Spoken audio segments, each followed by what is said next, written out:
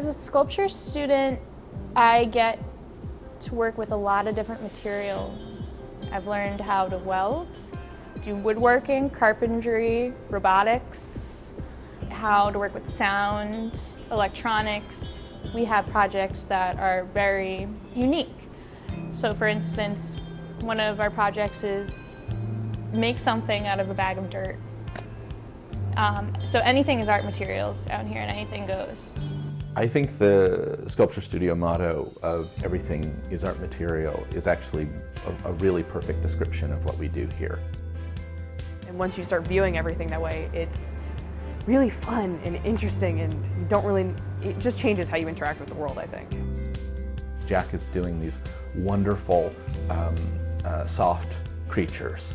They're basically an examination of otherness at some level, and monstrous, and how we see that as kind of like monstrous. I could use my love of sewing as a basis for everything else that I wanted to do. I could interact with people and kind of connect with people through these touchable, soft sculptures that I make.